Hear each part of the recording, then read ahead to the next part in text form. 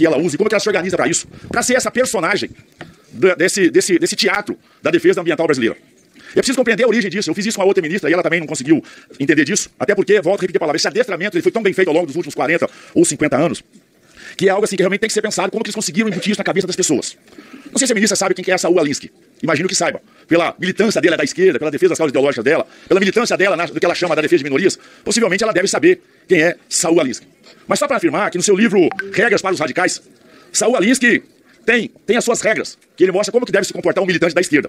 Coincidentemente, Zé Trovão, essas regras são 13. Se o deputado do PT não sabe a origem do número dos seus partidos, eu acho importante se remeter a esse estudo. É para poder tentar compreender como é que ela monta a lógica, o raciocínio, a repetição, a insistência, esse posicionamento que tem que ser feito, porque isso vai nos libertar até perdoar a ministra às vezes. Ela pode ter sido, inclusive, em algum momento da sua história, ter sido persuadida por professores, orientadores, não conseguiu sair dessa reflexão ideológica. Isso é preocupante. E aqui, entre algumas teses famosas do Saul Alinsky, ele cita aqui que o poder não é apenas o que você tem, mas que o inimigo pensa que você tem. A ministra se apresenta a todo instante como a pessoa do enfrentamento, como a dona de todas as verdades.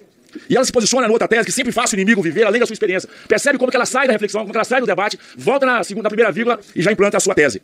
Usa outra coisa muito importante, ela mantém a pressão o tempo todo. Você vê que o tempo todo ela está acusando, ela está denunciando, ela não consegue fazer uma lógica de raciocínio construtiva, portanto ela fica pressão o tempo todo. Ela usa uma tática do ridículo. Percebe como que ela auto se protege, o que não é do campo dela, tudo é ridículo. Tudo é do outro lado para lá. E ela também faz uma coisa muito importante no seu comportamento de ser.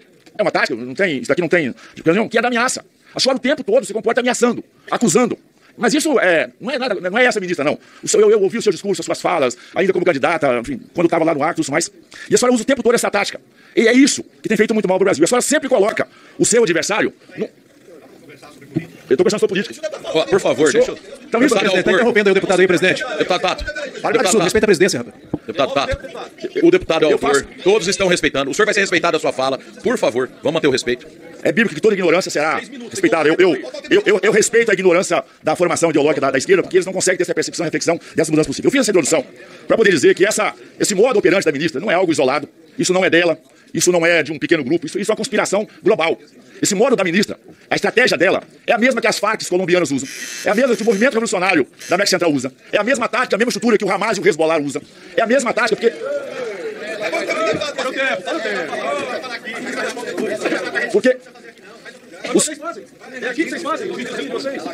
o Saul Alinsky, senhor presidente, ele é o mentor ideológico dos chamados de todos esses movimentos. Inclusive a esquerda retrógrada europeia. Essa que o Macron faz parte, inclusive. Que o Macron...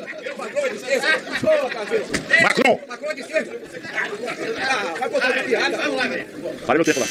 Reponha o tempo do deputado Evangelho. Isso até me deixa aliviado. Isso me deixa até aliviado. Porque um dia eu fiz uma citação aqui comparando com câncer. E eu pedi desculpa depois, porque o câncer muitas vezes tem cura. E esse viés ideológico que foi construído nesse movimento conspiratório, ele tem se mostrado extremamente aplicado nesse momento. Porque se não conhece por que tudo isso acontece, isso não se sustenta. E aí vem a ministra, né, com o seu ministério, que a senhora sempre se apresenta como a grande guardiã e a fiscal do planeta. Seu discurso sempre foi esse. A senhora tem acumulado números que afrontam com a inteligência, um trabalho que produz nesse país. Nós assistimos, sob a sua gestão, o maior recorde de queimada da última década. Queimada muito menor do que essa, num efeito climático semelhante a essa do governo passado.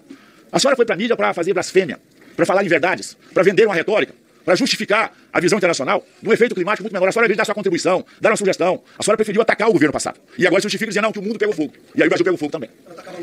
Esse desmatamento explodindo, a taxas jamais vistas. E eu posso citar do Brasil que a senhora não conhece. Possivelmente a senhora, eu vejo muito pouco, a senhora tem ido muito ao exterior, inclusive acompanhado o Lula, a Janja, nesses fóruns internacionais, mas andado muito pouco pelo Brasil.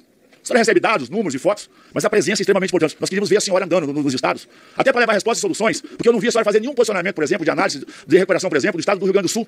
Eu não sei se a senhora esteve lá, andou pela toda a bacia daqueles rios, esteve presencialmente vendo o que aconteceu do efeito climático e o que pode ser feito, porque tem muitas teses das regras ambientais que não se justificaram ali, que mostra que tem que ser revista porque mostrou que mesmo nas áreas que tinham as tais regras aplicadas, a natureza veio e fez a sua missão, e isso faz parte do ciclo. Essa história de mudança climática, o clima sempre mudou. Não é agora que o clima está mudando. Se você olhar lá o histórico do planeta, da humanidade, da evolução, sempre mudou. Aqui agora as mudanças climáticas. As alterações mostram. Nós vamos viver, por exemplo, os 10 próximos anos agora, possivelmente, tudo indica, com baixo acontecimento, por exemplo, aconteceu no Rio Grande do Sul. Essas catástrofes climáticas de enchente, por exemplo, possivelmente vamos viver uma curva no planeta agora de redução nos próximos 10 anos, em função das próprias mudanças climáticas, esse ciclo que é isso aí. E aí a senhora sustenta uma tese dessa COP30. É preciso compreender a origem da COP, que é um movimento que surge de um braço de esquerda ideológico dentro da ONU, que cumpre esse papel, que criaram uma grife. A COP30 é uma grife, o negócio financeiro por trás disso é muito maior do que as entregas que se faz, por isso que os países decentes não estão dando a mínima para isso. Portanto, nós estamos submetidos a essas pressões, por exemplo, nessa questão da nossa COP. Cobrar coerência, ministra, para expor as contradições. Eu tenho aqui uma recente entrevista do vice-presidente dos Estados Unidos. Espero que a senhora também tenha se encontrar essa... Aonde ele fala? O vice-presidente dos Estados Unidos, J.D. Vance, afirmou recentemente com um estudo de pente fino feito pelo governo americano que 88% dos recursos repassados a organismos internacionais não chegam efetivamente aos destinatários finais. A declaração foi feita em uma entrevista coletiva no início de junho e repercutiu amplamente na mídia. Aí ele coloca aqui que 12% dos recursos foram enviados diretamente a organizações locais dos países beneficiados. Os 88% praticamente foram operados por ONGs internacionais, agências multilaterais e empresas terceirizadas responsáveis pela execução do programa. Esse percentual representa realmente uma comprobatória do desvio de recursos de finalidade quando isso é feito. E aí, esses recursos ficam, às vezes, parados no meio do caminho. Eu tenho aqui, inclusive, os estudos e a tabela feita pelo governo americano. Ministra, a senhora sabe, conhecimento de Vossa Excelência, que ONG deu errado. Também é uma estratégia liskiana. Se a senhora não sabe a origem, quem pensou isso, quem formulou a tese de se organizar, fazer essa organização social além do Estado, foi esse pensador. Inclusive, ele foi o principal estudante de Al Capone. Foi o cara que estudou o crime organizado. Você tem ideia da estrutura com que isso foi feito? Isso mostra que as ONGs, que foi essa tomada social do poder de Estado. Senhor presidente, quero que acumule meu tempo de liderança, por favor, inscrição. Precisa você ter uma ideia do que ser feito. E volta a dizer alarmante, 88% dos recursos destinados por organismos internacionais. Aí eu vou falar do recurso que vem para as ONGs, vem falar do Fundo Amazônico, que a gente sabe que na prática, efetivamente, não tem acontecido. Está alimentando escritório, alimentando indústria, alimentando empresas, alimentando corporações, sindicatos. Só um pouquinho, deputado. Por favor, vou pedir para a assessoria aí manter o silêncio. O autor do requerimento está falando, queria um pouquinho de respeito. E já formulando na resposta da senhora, que a senhora pudesse fazer uma prestação de conta de quanto efetivamente desses recursos internacionais possam estar chegando nas pessoas. A senhora, além de não prestar atenção, está se mostrando deseducada, deselegante com o autor do requerimento, saiu pela tangente desse debate, dessa estrada. Coincidentemente, 13 quilômetros de floresta destruída. É muito 13 na minha vida. A senhora saiu pela tangente jogando a responsabilidade no governador, que tem a responsabilidade de fazer isso por lá. A senhora naturalmente não foi pro debate, porque a senhora não interessa por esse debate. Mas e a 319? Uma estrada para a COP, a senhora está defendendo aí como a grande solução dos negócios e problemas. E a 319, ministro? Esse é um debate, inclusive a senhora já tratou disso em fóruns internacionais, já tratou disso em outras, já recebeu outras pessoas, sempre trata desse tema. O presidente francês se envolveu nesse tema. O presidente alemão, o governo alemão se meteu nesse tema. A 319, embora não é a minha região onde eu moro, onde eu vivo, porque eu não fugi do meu estado, eu moro na região que eu nasci, eu estou perto de onde o meu umbigo foi enterrado, eu não tenho vergonha do meu povo, diferente de outros personagens da vida pública brasileira, mas eu queria que você falasse da 319. Porque a não solução da 319 está condenando um povo a ficar isolado. Está deixando a região refém de ONGs, de organismos internacionais. E a estrada da COP30 de Belém parece ser a dividida pela senhora. Então eu queria que a 319 interesse ao Brasil. Para ter um tema mais específico, além da 319, eu pergunto se a senhora conhece bem o estado do Amazonas. Se a senhora conhece a história dos brasileiros que foram para a região do Amazonas, especialmente para o município de Apuí. Se a senhora já esteve lá. Se a senhora conhece a história daquele povo há 40, 50 anos que está naquela região. E se a senhora tem conhecimento da forma arrogante, bruta, imoral, ilegal, o assédio que está sendo feito sobre famílias do Brasil inteiro, que foram para lá para construir a sua dignidade, a sua história, e hoje o IBAMA chega lá, como os donos da razão, destruindo máquinas, propriedades, apreensão de gados. Eu queria, possivelmente a senhora nunca foi lá, na região do Apuí. Se foi, eu não tenho conhecimento, eu não consegui achar registro disso. Queria, em nome de capixabas, de mineiros, de paranaenses, de catarinenses que estão naquela região, que a senhora fosse lá, passasse uma semana lá. Que estão lá 40, 50 anos, não chegaram ontem não, quem chegou ontem lá foi outros organismos. Que a senhora fosse lá, conversar com aquelas pessoas, entender da dignidade. Ninguém foi lá para poder roubar não, ministro. Ninguém foi lá para poder destruir nada não. São famílias que deixaram suas origens no Paraná, Santa Catarina, Minas Gerais, Espírito Santo, e foram para lá para trabalhar, para levar esperança para o seu povo. E hoje estão lá acuados, não podem sair de casa, porque não tem assistência técnica, não tem extensão rural, não tem crédito. Ministra, desculpa, a senhora, não vou exigir da senhora conhecimento profundo de economia, mas defendeu o plano Safra anunciado ontem, assim, eu queria falar, senhora, não entra nessa esfera não, que você vai se enrolar ainda mais. Porque os números, é só olhar a execução, uma coisa é discurso. Foi o maior anúncio, mas com certeza vai ser a pior entrega. Porque com a Selic de 15, validada pelo presidente do Banco Central, indicado pelo seu Lula, que antes o Roberto Campos era o grande culpado de tudo, né? Agora o Galipo não, bom rapaz. Com as taxas de juros mais Selic, ninguém vai pegar dinheiro a 25%, ministro, para fazer investimento do agro. Então, peça assessoria, não sei se tem assessoria de economia do Ministério, para ajudar a senhora a interpretar, saber que é uma grande armadilha. É o maior anúncio, anote aí, e vai ser a menor entrega. Tanto a agricultura familiar como a agricultura industrial, principalmente porque o governo não cuidou do fiscal, trouxe o dinheiro caro, o juro alto, a Selic é reflexo das contas públicas e naturalmente somado isso vai dar um juro que pode chegar com as rendas casadas que o banco faz a 30%. E aí não há sustentação nenhuma. Então, diante disso, eu queria pedir a senhora, convidar a senhora para pegar um grupo de deputados aqui, deputados do Amazonas, inclusive, e de outros estados que têm interesse, para fazer uma visita a essa região lá do Apuí.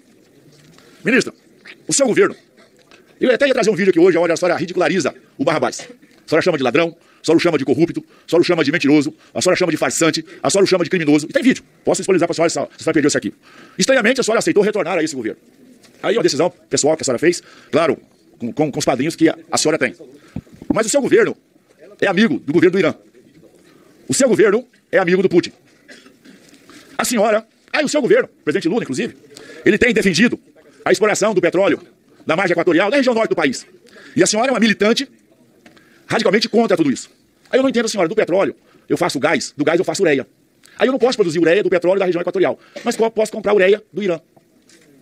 A senhora é radicalmente contra a exploração mineral de fonte de potássio na região amazônica? Mas o alimento que a senhora chega na mesa da senhora todos os dias é com potássio tirado de jazidas indígenas do Canadá. Fertilizantes nossos, que a senhora é uma militante da causa, só não fala tecnicamente, a senhora é militante da causa. Já apaixonada, envolvida, é uma militante. É militante. A senhora é contra a exploração mineral do Brasil e o seu governo é aliado do Putin da Rússia. A senhora já foi nas jazidas de extrações de potássio da Rússia? A senhora vê o produto que nós estamos recebendo? Portanto, ministro, a senhora que é amiguinha do Macron, a senhora é contrária à exploração de petróleo no norte do Brasil e o Macron está tirando da Guiana. O seu governo é amiguinho do Maduro na Venezuela. Possivelmente a senhora tem relações com o Maduro da Venezuela, que é o maior produtor de petróleo do mundo, né? Uma das maiores bacias do mundo. E efetivamente, do lado de cada divisa, do outro lado do córrego, vamos falar na roça assim, deputado Lúcio, eu não posso explorar. Então, assim, tem algo que não está batendo. Essa sua incoerência, assim, realmente, ela desculpa a expressão, a senhora usa muito isso, ela nos irrita. Porque se a senhora fosse coerente, não tem problema. Eu defendo a minha tese, mas eu critico o Macron, critico a Guiana, sou contra o Maduro, né? Eu tenho discurso contra o Irã, eu discordo de comprar potássio do Canadá das terras indígenas, eu discordo do regime russo, só seria coerente. Eu tenho que respeitar a coerência. Essa casa é feita da divergência, do contraditório, mas da coerência. Portanto, não combina uma coisa com a outra. Você sabe, inclusive, disso, o debate no Senado ele foi acalorado pela sua falta de coerência. A senhora defende a estrada da COP, tira o corpo fora e, ao mesmo tempo, impera 319. O seu IBAMA, que não é a senhora fala que o IBAMA fosse da senhora. Assim como o governo federal também se apropriou da Polícia Federal. É lamentável o assédio moral que o Executivo está fazendo sobre a Polícia Federal. Esses inquéritos que a senhora acabou de falar aí, que... Deixa eu achar aqui, ó, só citou um cartazinho aí. Foi feito na madrugada, fiquei sabendo que só ficou até tarde do Ministério ontem. Pelo menos a luz ficaram acesa lá, né? Espero que tenha alguém trabalhando, porque se deixar a luz acesa sem estar trabalhando também é complicado. Esses cartazinhos que a senhora fez aí, inquérito da Polícia Federal. Isso não significa nada. Porque a Polícia Federal, infelizmente, hoje foi tomada por pressão e por assédio ideológico. E a senhora vem aqui fazer o mesmo discurso de golpista. Vale para um lado, mas não vale para o outro. Incoerência. A senhora... Você tem dificuldade com o agronegócio, porque a senhora nunca trabalhou, a senhora nunca produziu, não sabe o que é prosperidade construída pelo trabalho. Todo mundo sabe, o mundo sabe que a senhora tem um discurso alinhado com essas ONGs internacionais. A senhora foi contra a modernização dos defensivos feito sob a gestão da Tereza Cristina no governo Bolsonaro e agora defende a mesma tese no seu governo. Quando diz moléculas novas, a senhora acabou de defender isso e criticou no governo passado. O seu partido, o seu governo, votou contra o maior poluidor desse país, que é a falta de saneamento básico. E a senhora votou contra, defendeu contra. E não defendeu o novo marco do saneamento básico. De novo, contraditório, incoerência. Tem, presidente. Tem, presidente. Já vou concluir 30 segundos, presidente. Vai concluir, presidente. E a senhora traz essa frase negacionista, porque é essa retórica que a senhora faz. A senhora é a dona da verdade e todo mundo que pensa de diferente é do mal. O Brasil da senhora deu errado. Por isso que a senhora fugiu do seu Estado. Por isso que a senhora é deputada federal eleita, deveria estar aqui, inclusive, defendendo o seu Estado, e não o Estado que a senhora conseguiu uma conspiração ideológica parceria, que é o Estado de São Paulo. O seu governo está mais preocupado com o elefante, lá de Sorocaba, do que efetivamente com os incêndios da Amazônia. Por isso que eu quero pedir à senhora a sua coerência, senhora ministra. Se a senhora fosse coerente, que não tem problema, reconheça os erros do seu governo, a fragilidade do seu governo. E realmente, o IBAMA, sob a sua gestão, se transformou numa indústria de multa.